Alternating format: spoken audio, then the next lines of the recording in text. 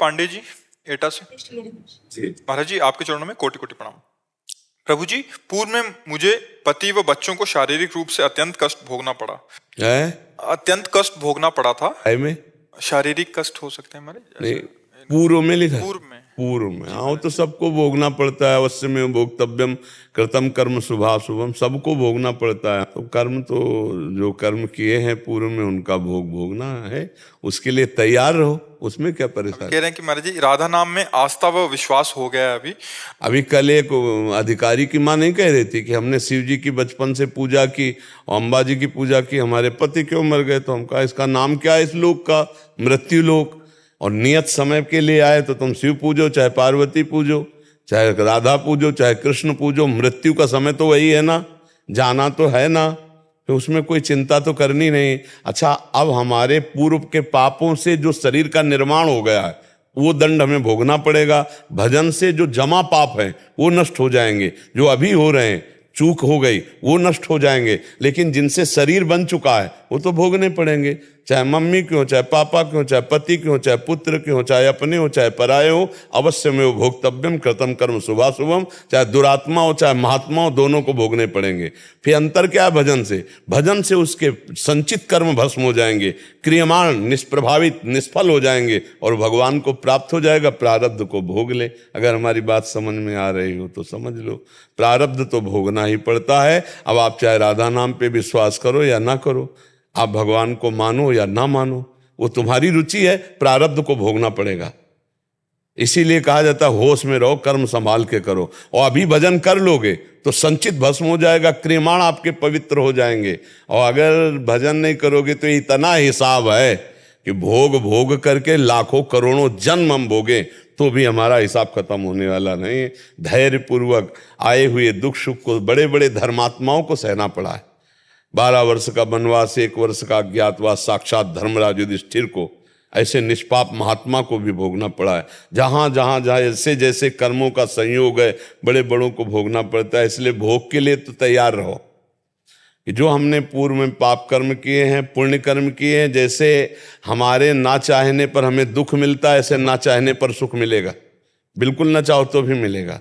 तो हमें चाहिए कि दुख सुख को समान भाव से भोग कर भजन करते हुए अपने कर्म संस्कारों को नष्ट करके भगवान की प्राप्ति की बात करें, तब तो बात समझ में आएगी।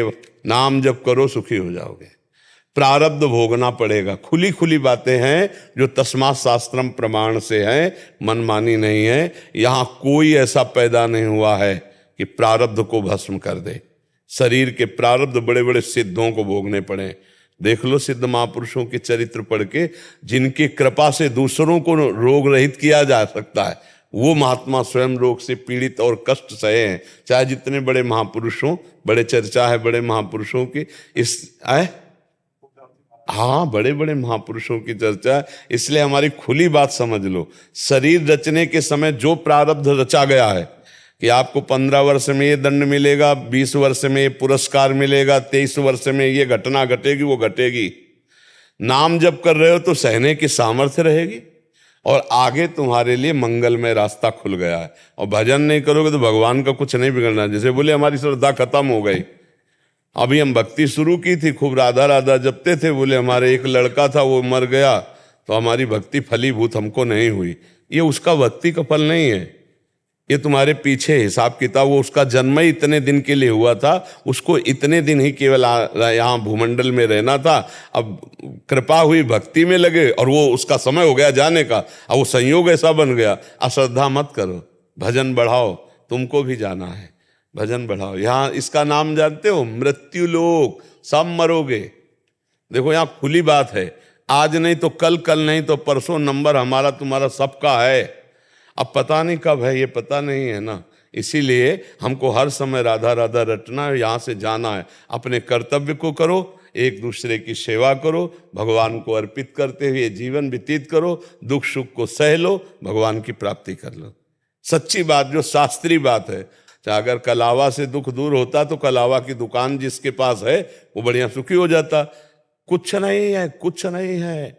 नाम जप करो, भगवान का आश्रय लो, भगवान का चिंतन करो, सब कुछ ठीक हो जाएगा।